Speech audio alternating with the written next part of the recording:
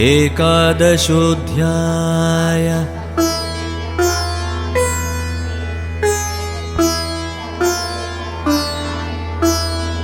नारायणी स्तुतिः।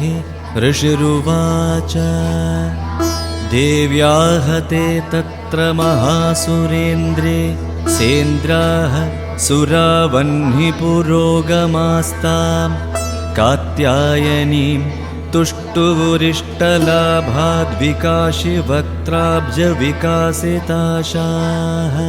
देवि प्रपन्नार्तिहरे प्रसीद प्रसीद मातर्जगदोऽखिलस्य।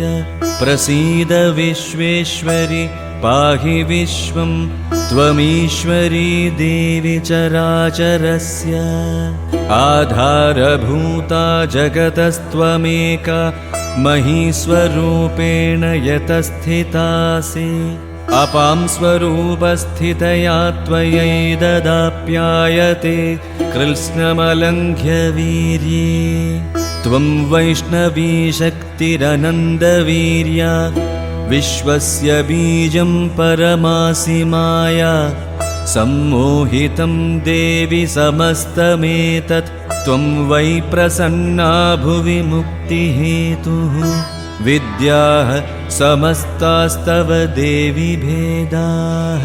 स्त्रियः समस्ताः सकला जगत्सु त्वयैकया पूरितमम्बयैतत्। का ते स्तुति स्तव्यपरा परोक्तिः। सर्वभूता यदा देवी स्वर्गमुक्तिप्रदायिनी। त्वं स्तुता स्तुतये का वा भवन्तु परमोक्तयः। सर्वस्य बुद्धिरूपेण जनस्य हृदि संस्थिते। स्वर्गापवर्गदे देवि नारायणि नमोऽस्तुते। कलाकाष्ठादिरूपेण परिणामप्रदायिनी। विश्वस्योपरतौ शक्ति नारायणि नमोऽस्तुते। सर्वमङ्गलमङ्गल्ये शिवे सर्वार्थसाधिके।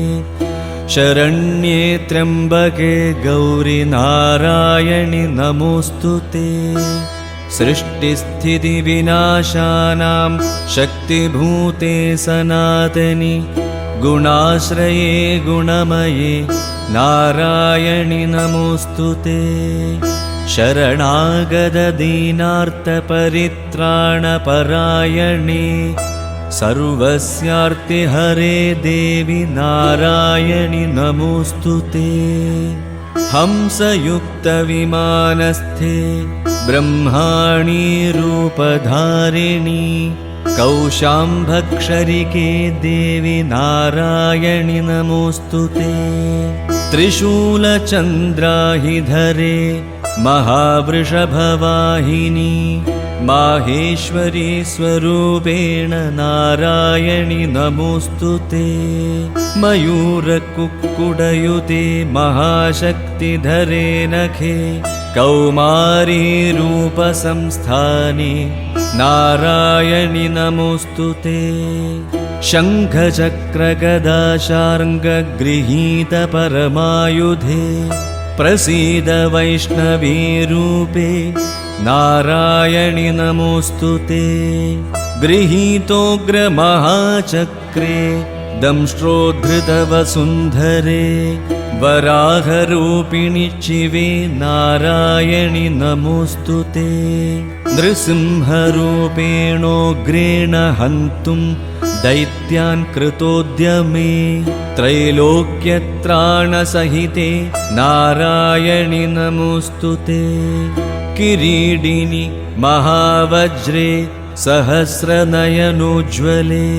वृत्रप्राणहरे चैन्द्रि नारायणि नमोऽस्तुते। शिवदूती स्वरूपेण हतदैत्यमहाबले।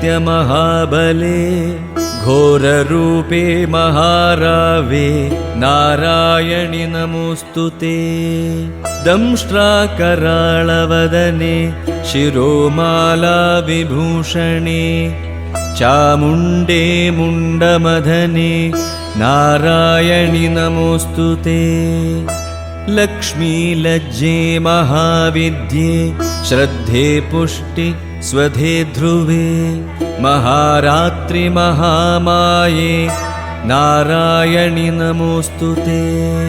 मेधे सरस्वति वरे भूतिबाभ्रवितामसि नियते त्वं प्रसीदेशे नारायणि नमोऽस्तु ते।